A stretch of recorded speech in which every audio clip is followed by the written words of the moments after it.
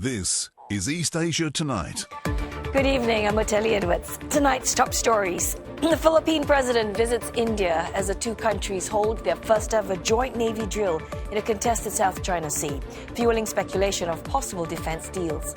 Now, as fresh U.S. tariffs bite, Tokyo stands ready to put together an extra budget to soften the blow, while Seoul voices concern over the long-term impact on exporters. Meantime, South Korea starts dismantling loudspeakers along the DMZ to ease tensions, despite the North rejecting recent overtures of peace. Now, a steep slide in earnings at Mitsubishi Core, lower demand for resources, and a hit to the auto business from U.S. tariffs, taking its toll on a Japanese conglomerate.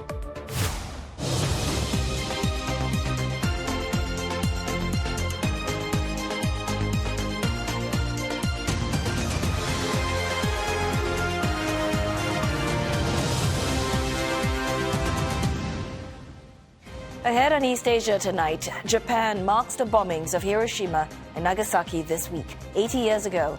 The anniversary comes at a time of renewed concerns about the world's growing nuclear arsenal.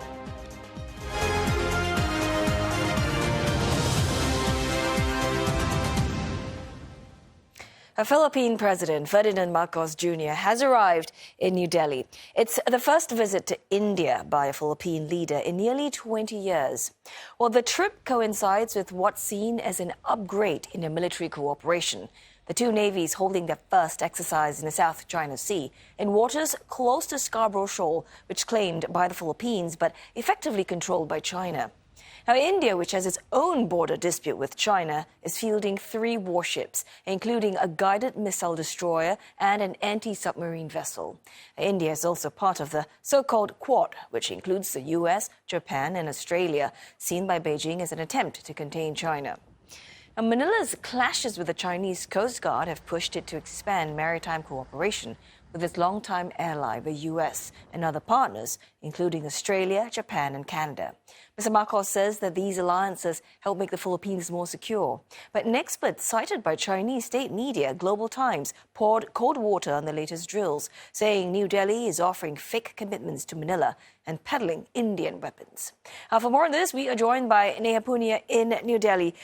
Neha, first up, observers say that India is sort of shifting its stance to support Manila in its row with Beijing. I mean, is there really this shift?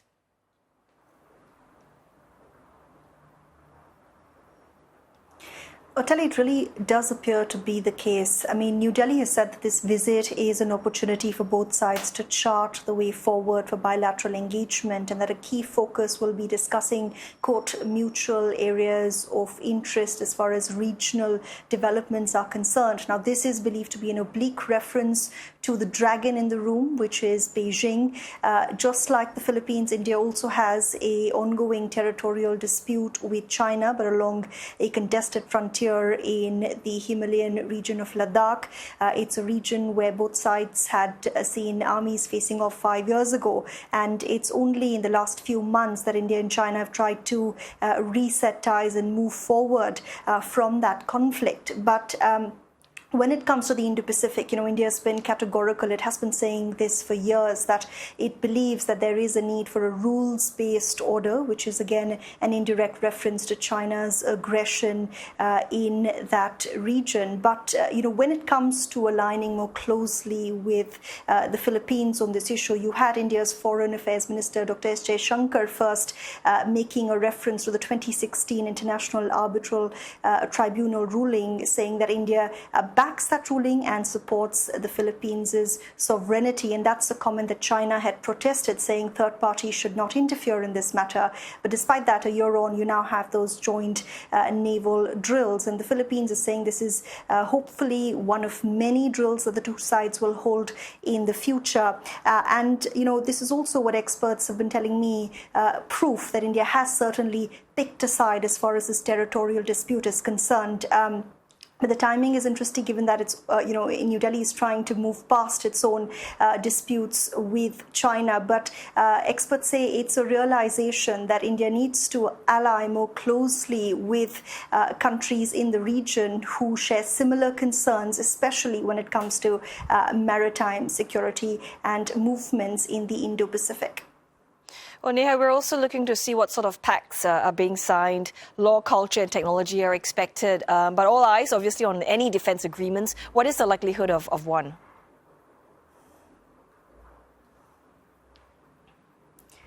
You know, India has said that defense cooperation is going to be top of the agenda. It's something both sides are very keen on discussing and, expanding their cooperation on. In 2022, Manila had signed that $370 million agreement to buy supersonic cruise missiles from India. The second batch of those missiles was delivered earlier in the year. And it's been, something that Manila has welcomed. It's saying that this is something that's helping it modernize its forces, given that it's got that ongoing territorial dispute with China. For India, it's about finding, a regular buyer for its up-and-coming indigenous defense industry. The Philippines is the first foreign buyer of those missiles. There's now also talk of the Philippines potentially buying surface-to-air missiles that India is developing indigenously. And we have heard, President Marcos Jr. saying that he will pursue more robust collaboration with friends such as India. We have seen how this, joint naval drill is something that's being closely watched, especially by, China. And despite that sort of criticism that is sure to come from Beijing's way, New Delhi has pressed ahead. Experts say that there is a way for India to pursue this defense cooperation, but whether a pact to that, effect will be announced during this visit, we'll have to wait and see.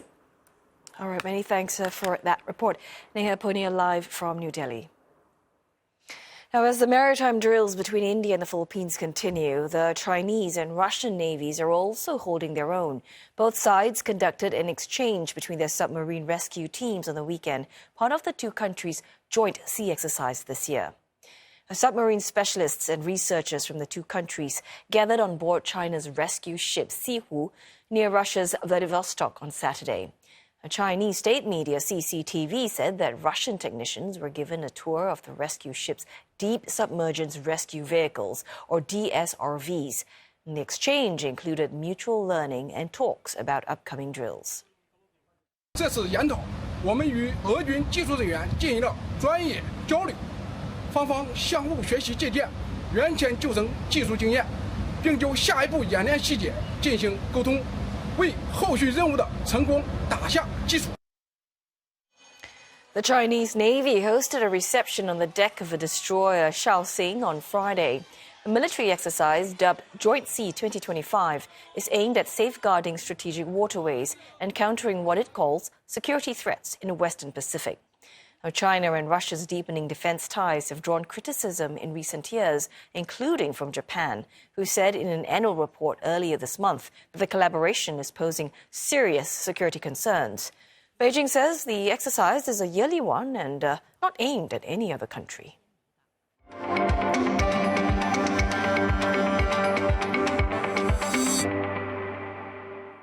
The Japanese Prime Minister Shigeru Ishiba said that his government stands ready to compile an extra budget to help cushion the blow of U.S. tariffs. Well, the leader was responding to a question by an opposition lawmaker in Parliament on whether Tokyo would do up an extra budget that comes with tax cuts. But such a move is expected to strain Japan's worsening finances. And an extra budget would first need to be submitted to an extraordinary Parliament session. Extra budget seems like becoming a regular practice, with more politicians calling for increased government spending to prop up the economy. Prime Minister Ishiba has not said how big a possible extra budget might be, but analysts believe it could be worth some 10 trillion yen, or $67 billion, which would require the government to issue more debt. Now, the Japanese Prime Minister also adds that he will not hesitate to hold talks with President Trump to ensure an agreed cut to U.S. automobile tariffs is implemented soon. The leader was responding to criticism from some opposition lawmakers for not signing an official document with the U.S. after clinching a trade deal last month. Mr. Ishiba defended the decision, saying that creating a document could delay the timing of tariff cuts, calling it Japan's biggest fear. But the Prime Minister declined to comment on when such talks on cutting U.S. auto tariffs with Mr. Trump could take place. South Korea is echoing Japan's concerns. The industry minister says he is worried about the long-term impact on exporters, despite South Korea narrowly avoiding record-high U.S. levies. And last week, Seoul secured a deal with Washington, capping tariffs at 15%. In exchange, it pledged a $350 billion investment package, of which $200 billion is earmarked for strategic sectors like semiconductors. And today, Industry Minister Kim Jong-kwon met with leaders of South Korea's top conglomerates to discuss next steps. He said the government will continue talks with the U.S. to iron out details around structuring the investment to benefit both countries. SK Group Chairman Chae Tae-won, who was at the meeting, cautioned that a formal trade deal hasn't yet been finalized. Both Seoul and Washington have agreed to keep the door open for further negotiations. U.S. President Donald Trump's use of tariffs to rebalance global trade in America's favor is also the focus of a special CNA correspondent podcast. Arnold Gay speaks to Leung Wai-kit, Tony Waterman, and trade expert Deborah Elms to understand the impact on economies and what Asia has done to put itself in a better position to weather the storm. And you can certainly catch the episode and other behind-the-scenes conversations with our global team of reporters on our podcast, CNA Correspondent. It's also available on our website, CNA or Me Listen apps, as well as on Spotify and Apple Podcasts.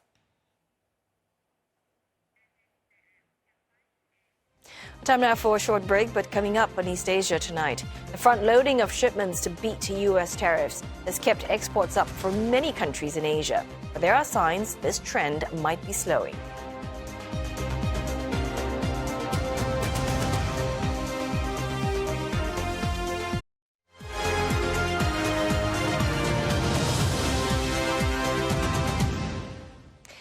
Hello there, you're watching East Asia tonight, and it is now time for business news with Roland Lim. So, Roland, governments in Japan, South Korea, they're all trying to grapple with policy response to the finalized tariff levels, but businesses were already anticipating that and curious to know what's been their response. Well, many traders have been front-loading, as you well know, trying to beat the tariffs, and we'll have a guest to look at how they're adjusting to that now. But before we get to that, let's take a look at how one major Japanese conglomerate is performing.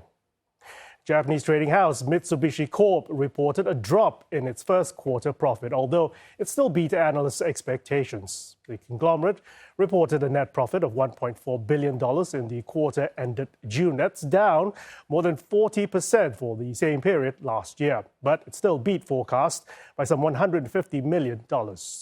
Mitsubishi's biggest declines were from its mineral resources sector, with profits down 85% on year due to weaker prices for its Australian steel-making coal business, while its LNG business, well, that reported lower profits due to its Asia-Pacific holdings.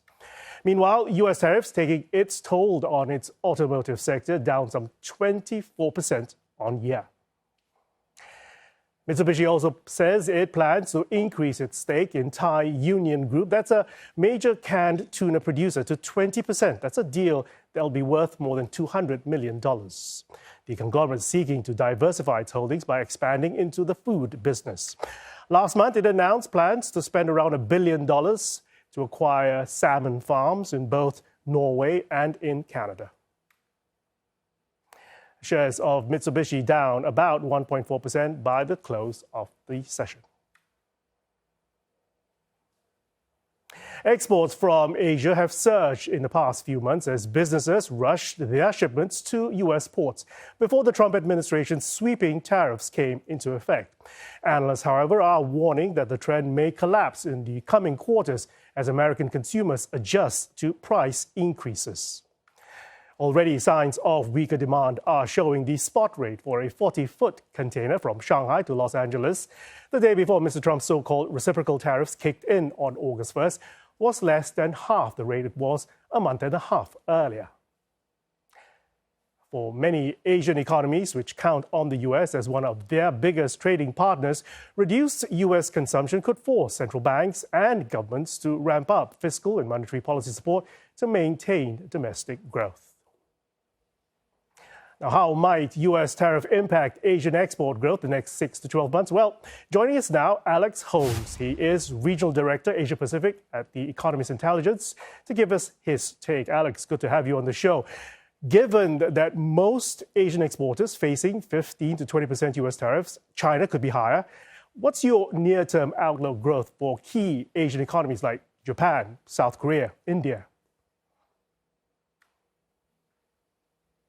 You allude to most tariff rates have settled at kind of a similar level, so between 15 and 20%, 25% for India, but there's not a huge amount of divergence in terms of relative tariffs.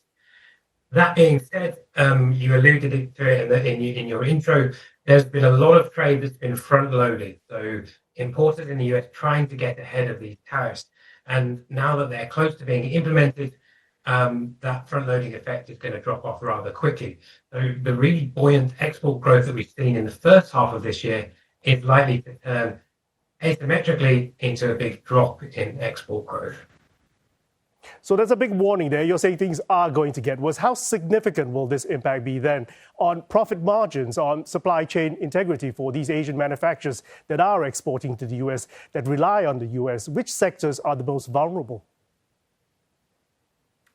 Well, some of the areas where we've seen a lot of front loading is in semiconductors and electronics. Now, not all of that is front loading.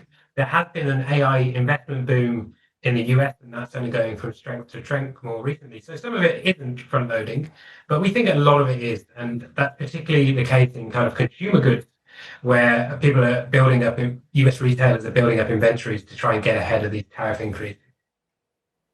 Alex, and how are Asian emerging markets balancing that risk between deepening trade links with China versus, say, maintaining access to the US market in this highly protectionist environment? Well, as you'll have seen over the past few months, many Asian economies have been trying to go to the US and reach a deal. That shows you the importance of the US market to them. They have been offering up many concessions, opening up their markets or agreeing to buy energy or agricultural imports from the US. So the US is the preeminent source of demand for the global economy. So any loss of US demand is really hard to make up by diversifying or trying to find new markets, as much as economies will try to do that. What then is your assessment of the potential for intra-Asian trade growth and supply chain relocation as producers, say, try to circumvent the US tariffs on Chinese origin goods? What are the risks triggering further trade defense responses? Yeah, so in the announcement last week, the US specifically stated that any goods deemed to be transshipped will be subject to a 40% tariff. Now, this is a kind of a thinly veiled threat towards transshipping Chinese goods and trying to evade the high tariffs that have been placed on China. Now, this has already happened for the past 5 years to an extent.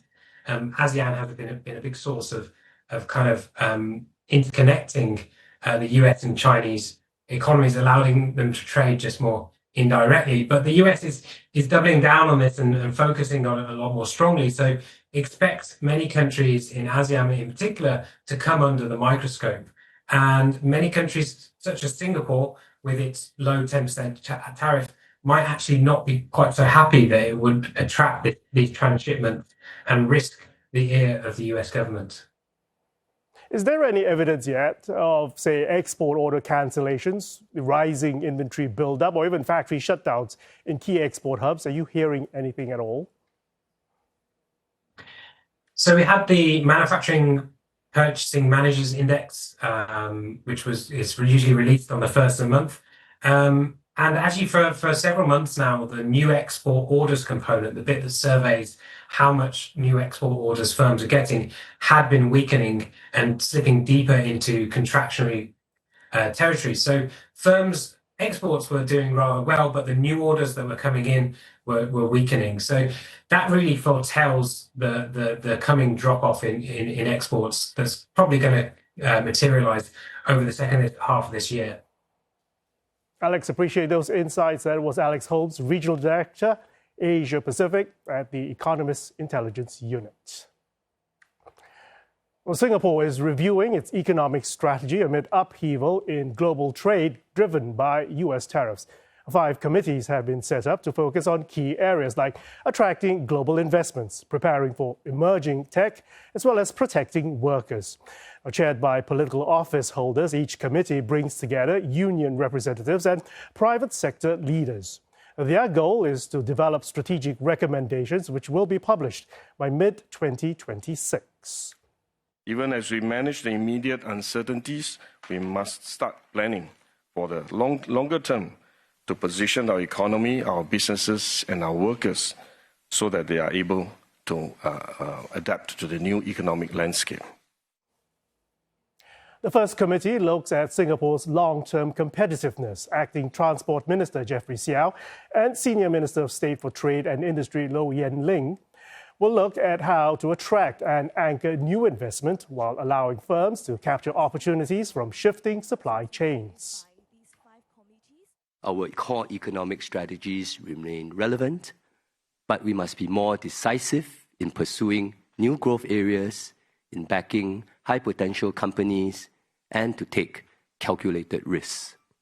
And this may mean accepting a greater degree of volatility, for example, in economic growth or even in unemployment. But doing so offers us the best chance of taking our economy to a higher level. The second group, with Minister of State for Digital Development and Information, Jasmine Lau, will look at potential of new engines of growth and innovation in the future economy. We must systematically build out our ecosystem, helping our organizations grow their capacity and their capabilities to fuel AI innovation. So our committee will study ways to encourage enterprises to drive innovation and undertake their sophisticated innovation activities in Singapore. Another focus area is workers and preparing them to be ready for the shifts in global economic landscape.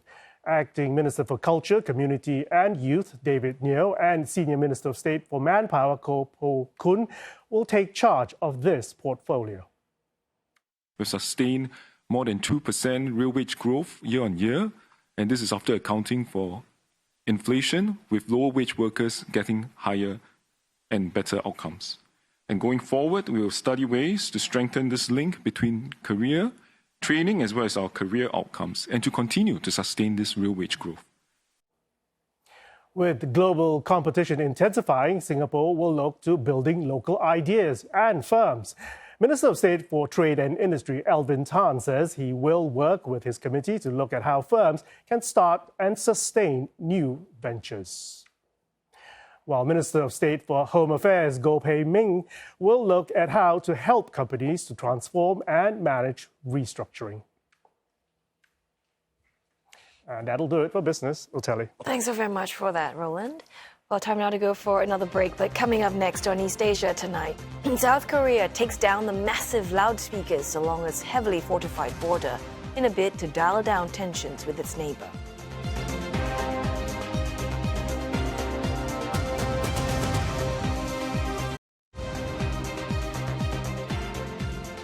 This is East Asia tonight, and here are the headlines we're following. President Ferdinand Marcos Jr. visits India, the first Philippine leader to do so in nearly 20 years. This comes as the two countries hold their first joint Navy drills in the South China Sea, exercises that Beijing described as undermining regional peace and stability. The fresh U.S. tariffs are biting, but Japan says it could put together an extra budget to soften the blow.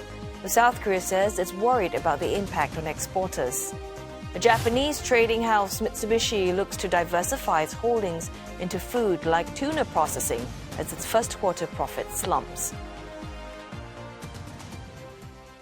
South Korea's military is dismantling loudspeakers used to blare anti-North propaganda across the border as part of efforts to revive stalled dialogue.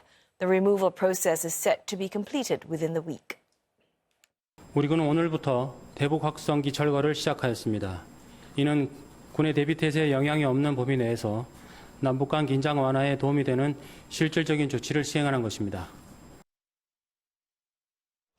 Now, it's unclear how the loudspeakers will be stored or if they could be refused at the border again should tensions flare between the two. There were also no discussions between both militaries before Seoul's decision to remove the speakers.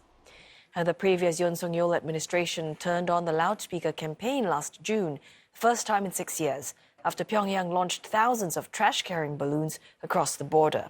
They were later turned off in June after President Lee Jae-myung took office. North Korea has also stopped the noise-blaring campaign since.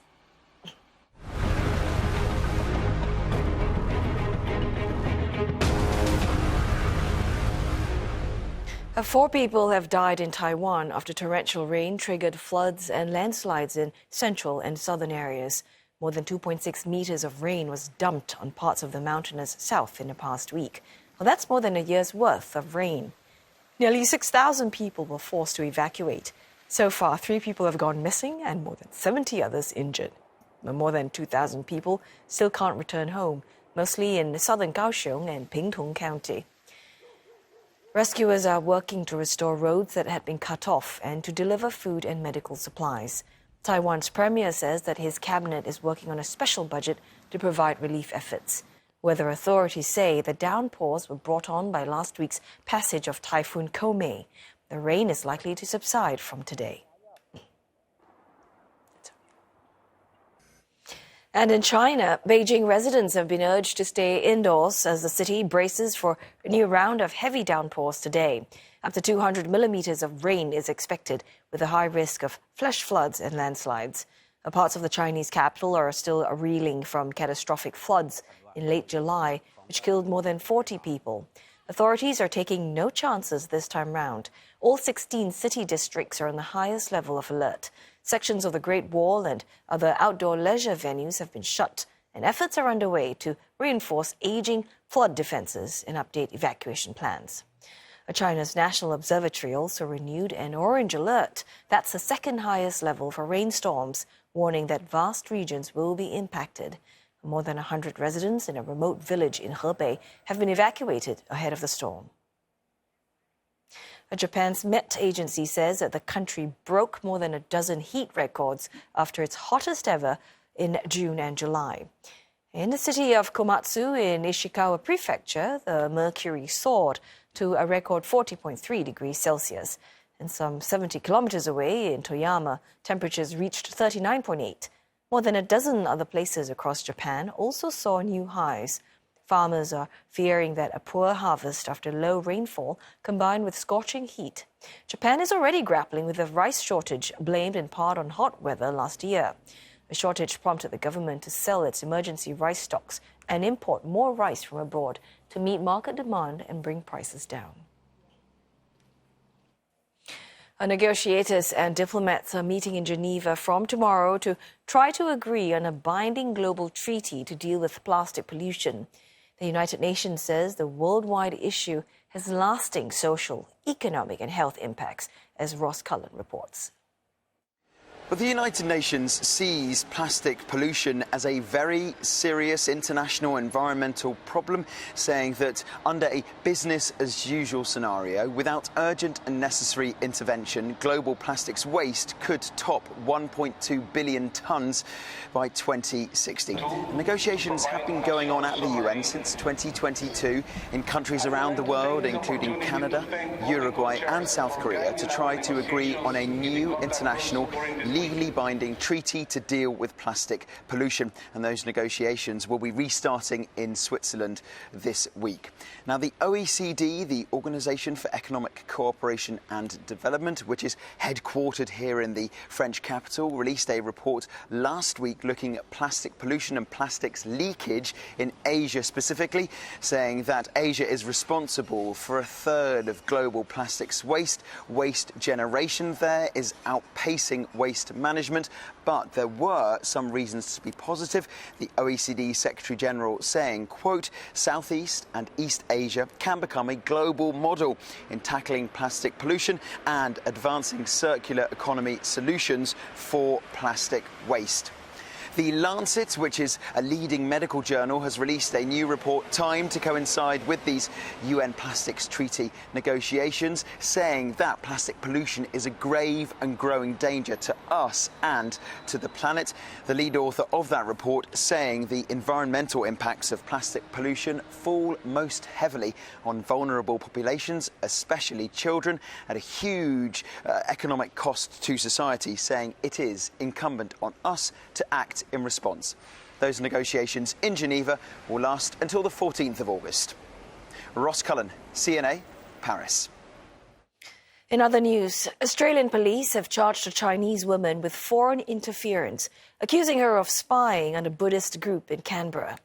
The Assistant Police Commissioner said that the woman was gathering information on the Kuan Yin Sitta Buddhist Association in Australia's capital to support the intelligence objectives of China's Public Security Bureau. The unnamed woman is an Australian permanent resident and was arrested after police raided several homes in the capital over the weekend. Australian police have foiled a series of foreign interference plots in recent years that typically targeted migrant communities. The Assistant Commissioner says this case is unusual for also appearing to target Australian citizens. However, in Singapore, property tycoon Ong Beng Seng has been convicted of abetting the city-state's former transport minister, S.S. Warren, in obstructing the course of justice. The 79-year-old businessman pleaded guilty nearly a year after being charged in relation to the corruption case involving his Warren, who has since been jailed. Ong's defence has requested a fine, citing his ill health. The prosecution is not objecting. Geraldine Yap has the details. Arriving under a light drizzle and greeted by a throng of reporters, Malaysian businessman Ong Beng Seng entered the state courts accompanied by his lawyers and staff. The 79-year-old, who had earlier signalled his intention to plead guilty, faced charges related to former Transport Minister S.S. Warren.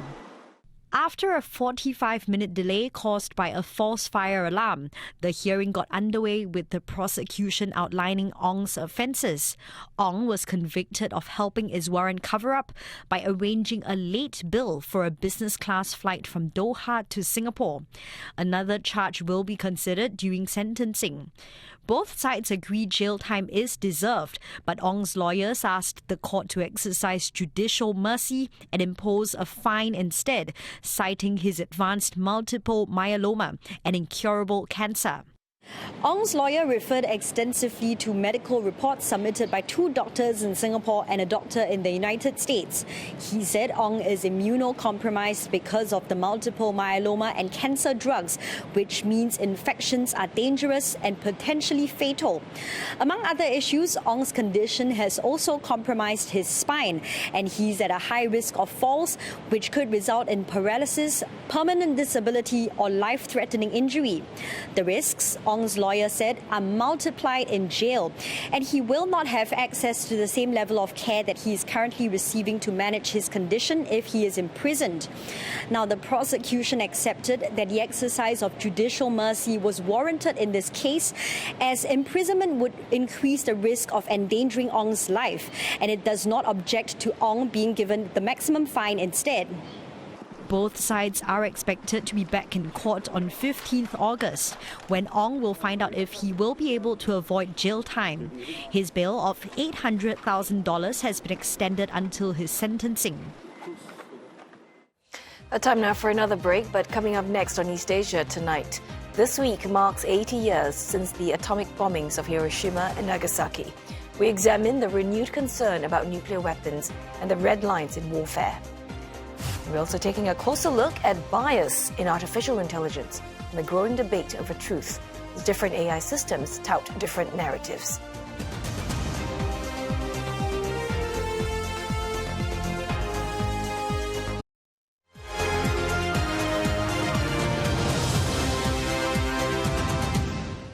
Japan marks 2 of the darkest days in its history this week. 8 decades ago, the U.S. dropped atomic bombs on the cities of Hiroshima on the 6th of August and Nagasaki on the 9th. The 80th anniversary of the attacks comes at a time of renewed concern about nuclear weapons and red lines in warfare. CNA's Genevieve Wu has more. The first atomic bomb to be used as a weapon of war detonated above Hiroshima on the morning of August 6, reducing the city center to ashes. The blast and resulting fallout killed about 140,000 people by the end of that year, with tens of thousands of others dying in the coming decades due to exposure to radiation. 3 days later, the U.S. dropped a second atomic bomb on Nagasaki. 74,000 people were dead by the end of 1945, and roughly that number died in the years that followed. It contributed to the end of the war, to the capitulation of Japan. And I think long-term was the fact that it introduced a nuclear era that we are still living today. Ever since then, we believe that there is a nuclear threshold, a nuclear taboo that we shouldn't cross. While the atomic bombings hastened the end of the war, prompting an unconditional surrender from Japan, they also sparked a dangerous global arms race. It certainly gave rise to the nuclear option, but more importantly, it also began to shape the way we think about nuclear weapons. When the U.S. exploded the bombs dubbed Little Boy and Fat Man in 1945, it was the only country to possess nuclear weapons. Today, according to the Stockholm International Peace Research Institute, there are 9. Russia, the US, China, France, the UK, India, Pakistan, Israel, and North Korea. Collectively, 12,500 warheads, the equivalent of 145,000 Hiroshima bombs. The horrors, in a sense, were precisely why certain countries decided that they had to go down that particular path, that a nuclear monopoly by the United States was not in their respective interests. More than 24 states actually tried to pursue the nuclear weapons programs in 1950s. Well, it was fashioned like a new smartphone today. The remaining US-Russia Nuclear Arms Control Treaty, New START, will expire next February, leaving them without limits on their arsenals for the first time in half a century. Given what's been happening, the war in Ukraine, given the recent attack on Iran's nuclear facilities, I think any new treaty to replace START 2 is pretty much dead in the water. Now, this doesn't necessarily mean that there's going to be nuclear proliferation again, but in a sense, it's going to be more unreigned nuclear world that we're going to be living in. There are signs of escalation globally. Experts say China is adding 100 warheads a year to its nuclear stockpile. India's use of the BrahMos long-range cruise missiles for the first time in combat against Pakistan in May signaled a new phase for the two nuclear-armed states. While the International Atomic Energy Agency says North Korea appears to be building a third uranium enrichment site in its Yongbyon nuclear complex, raising concern about what might be on the horizon in the south. South Korea finds itself in a fairly difficult security situation because it does have North Korea as a neighbor. Its public support for having nuclear weapons is actually growing. If we kind of contemplate the next candidate for nuclear status, especially in the region, yes, I would say it's actually South Korea. Away from Asia and in the Middle East, the U.S. attack on Iran in June, while designed to wipe out the nation's nuclear capability, may in fact encourage an acceleration there and elsewhere. The North Koreans will probably be putting greater attention on ensuring that their ballistic missile programs are accelerated. It's not to say that they won't continue their nuclear proliferation. They definitely will. I would bet a lot of money on Iran accelerating their nuclear programs. Iran has suspended cooperation with the IAEA and hasn't allowed any of the UN inspectors on site. It has refused to dismantle its nuclear program. So, which nation poses the biggest nuclear threat today? I would say it's probably going to be North Korea first, Russia second. For the North Koreans, if they are convinced that the regime is going to collapse, they're going to see how many of their neighbors they can take. And I'm not ruling out the possibility that Putin, if he finds himself domestically challenged, the nuclear taboo may become a non-issue for him at that point in time.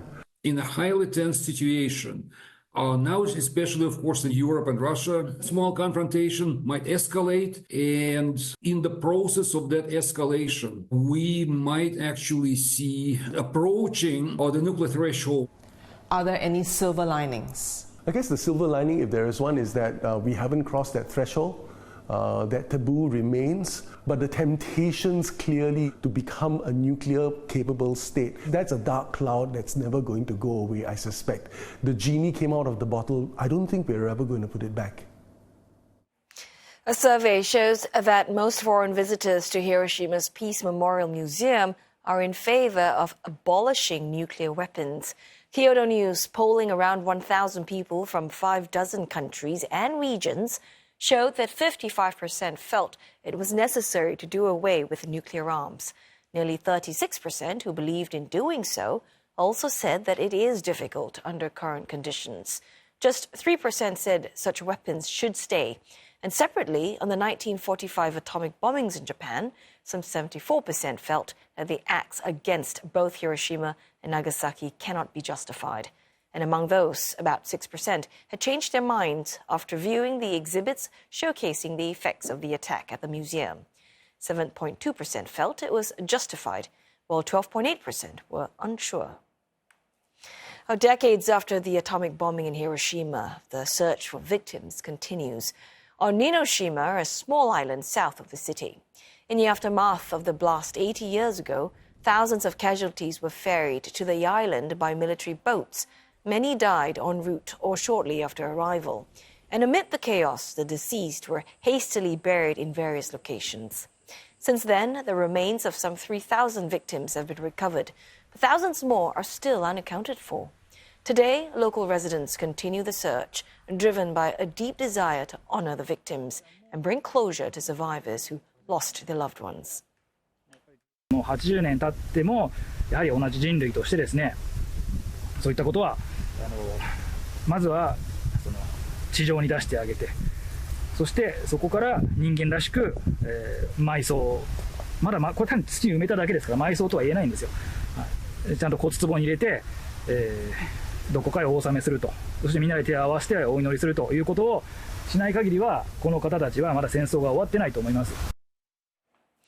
Well, in Hiroshima, a tour guide has been leading tourists through its Peace Memorial Park, educating visitors, both foreign and local, on the city's atomic bombing. Meet 12-year-old Shun Sasaki. He's been guiding visitors for some 5 years now. He was inspired by stories of his great-grandmother who had miraculously survived the attack, even though she was just 1.5 kilometers away from the hypercenter of the blast. I want them to come to Hiroshima and know about what happened at Hiroshima at August 6th, because not all Japanese people don't know when and what happened at Hiroshima. Volunteering twice a week, his work hasn't gone unnoticed. It has earned him the honor of being one of 2 local children to speak at a ceremony this Wednesday to mark the 80th anniversary of the dropping of the atomic bomb. Tourists, too, are impressed. 12 years old, what he's doing is amazing. The kid is outstanding, well-spoken, very thoughtful. So I highly commend him for what he's doing. It's amazing. My great-grandmother was a survivor. It certainly wrapped it up and and brought it home and made it much more personal. So it was outstanding for him to share that with us. Shun Sasaki has no plans to stop and wants to carry the torch of aging survivors and inspire many more people in the years to come. The most dangerous thing is to forget what happened a long time ago. So I think we should pass the story to the next generation and then never forget it ever again.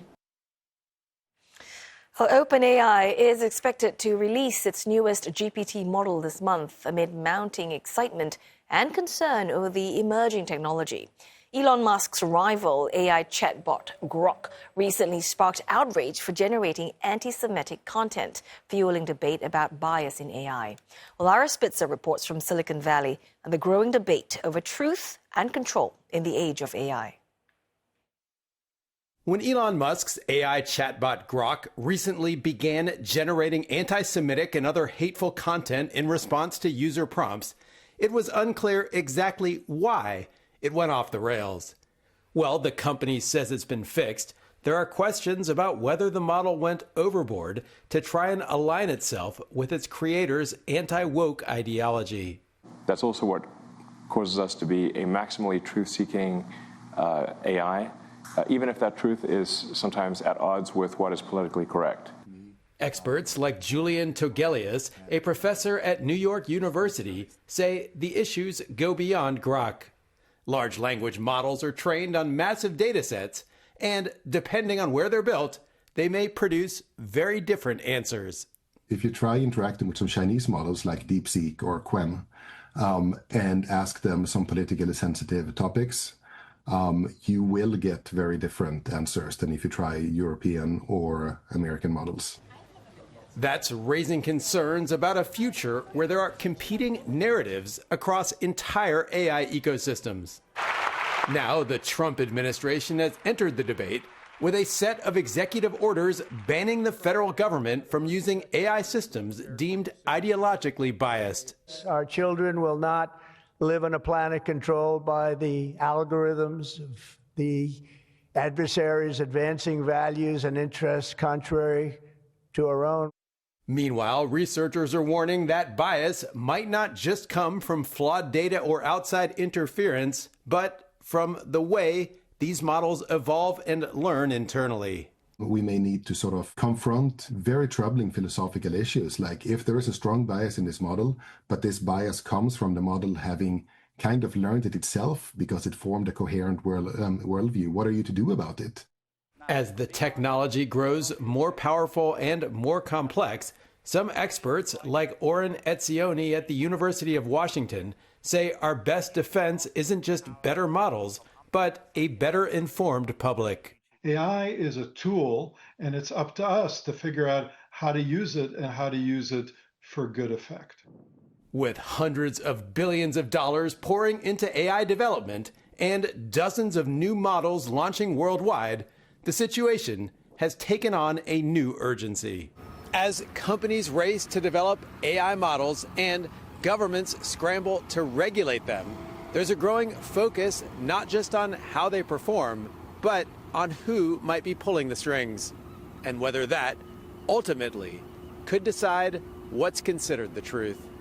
Ira Spitzer, CNA, San Francisco.